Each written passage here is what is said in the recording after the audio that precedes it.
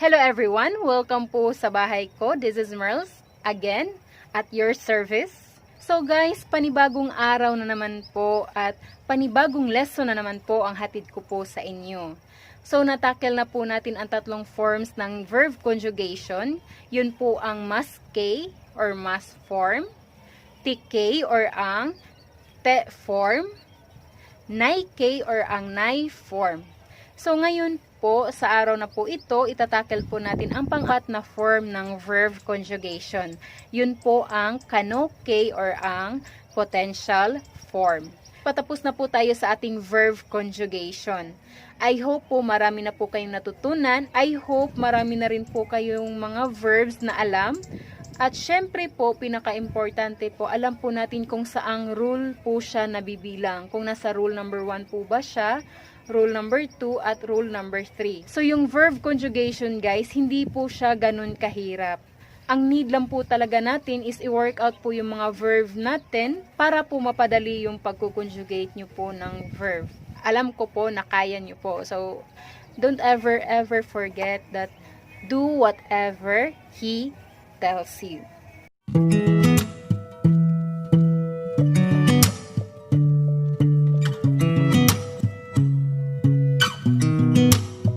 I'm really fine. 아무렇지 않은 척 아무도 모르게 조심하는데 또 티가 났나 봐. I'm really fine. 너와 함께 했었던. Let's proceed to our last form of verb conjugation. Yun po ang potential form. So, yung potential form po ay may dalawang uri po yan siya. Potential A at potential B. So, katulad po ng must K, TK at nay K, may tatlong rules din po yan siya. May rule number 1, rule number 2, at rule number 3. Ang kaibahan lang po nila, ang rule number 1, rule number 2, at rule number 3 ay may positive and negative potential. Okay? So, let's start.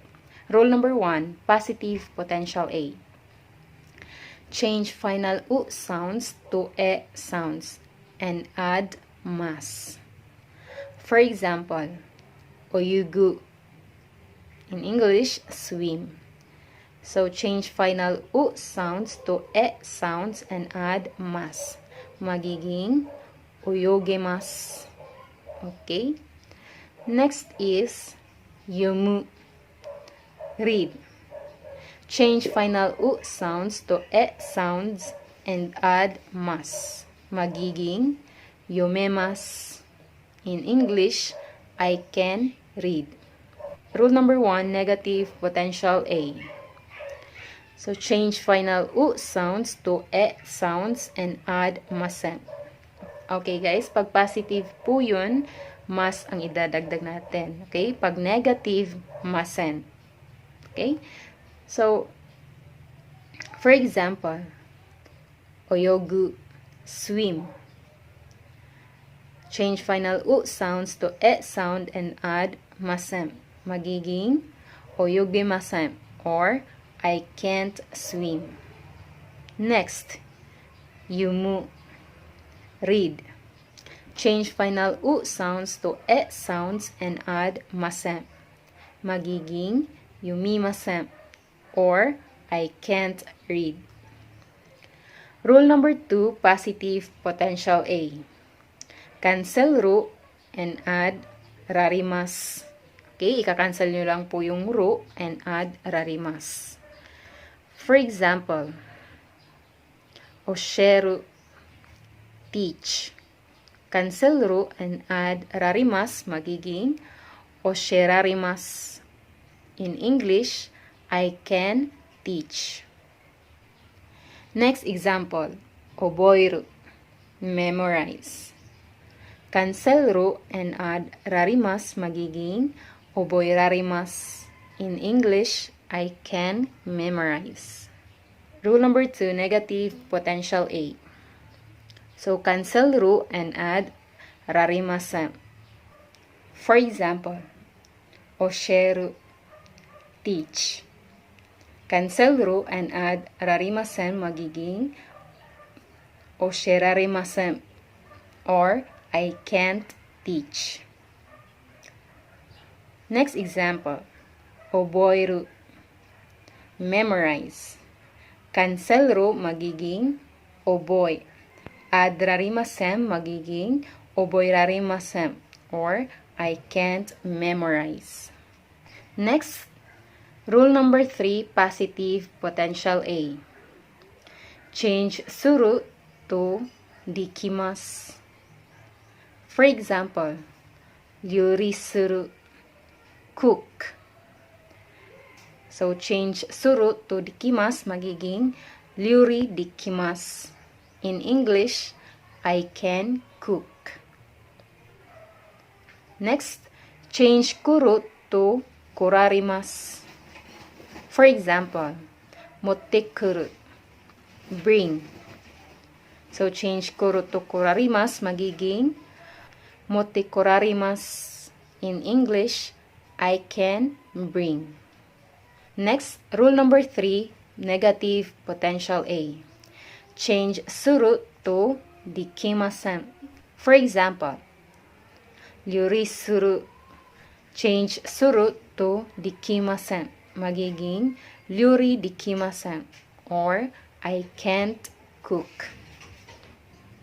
Next, change kuru to kurarimasen. For example, motte-kuru, bring. Change kuru to kurarimasen magiging motte-kurarimasen, or I can't bring. Next is potential B. Katulad po ng naike, maske, at tike, may rule number 1, rule number 2, at rule number 3 po siya. At katulad po ng potential A, in every rule po may negative and positive. Sa positive potential B at negative potential B, ang rule number 1, rule number 2, at rule number 3 ay isa lang po yung rules nila. Copy jishoke, jishoke meaning dictionary form, and add kotoga dikimasu. So, sa negative potential B naman, copy jishoke and add kotoga dikimasen. Positive potential B, rule number 1, example. Oyugu kotoga dikimasu. In English, I can swim. Jishoke niya po ay ang oyugu.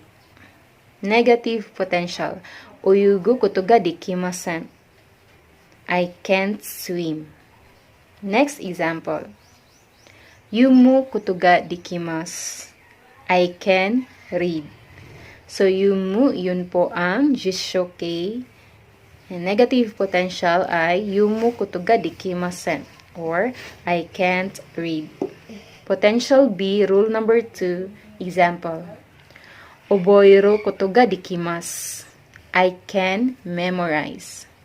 Okay, wala po kayong ika-cancel, wala rin po kayong idadagdag. Just copy the jishoke and add kotoga dikimasu. So, sa negative potential naman po ay oboiru kotoga dikimasen, or I can't memorize. Next example. Oshero kotoga dikimasu, or I can teach. Negative potential po ay oshero kotoga dikimasen, or I can't teach. Next, potential B, rule number 3, example. Yorisuru kotoga dikimasu. In English, I can cook. So, ikukopya nyo lang po ang jishoke and add kotoga dikimasu. Next, motte-kuru kotoga dikimasu. I can bring. Next, potential B, negative, rule number 3. Ryurisuru kotoga dikimasen. I can't cook.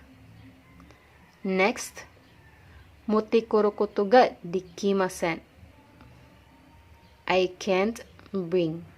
Okay guys, that's it for today. I hope marami po kayong natutunan ngayon, and thank you for watching. I hope everyone is safe and well. Sa lahat po na hindi pa po nakasubscribe ng channel ko, so please subscribe, and at para po ma-notify po kayo sa susunod ko po na mga videos, please click the bell button. Okay, so thank you so much, and God bless everyone. Otsukare sama deshita.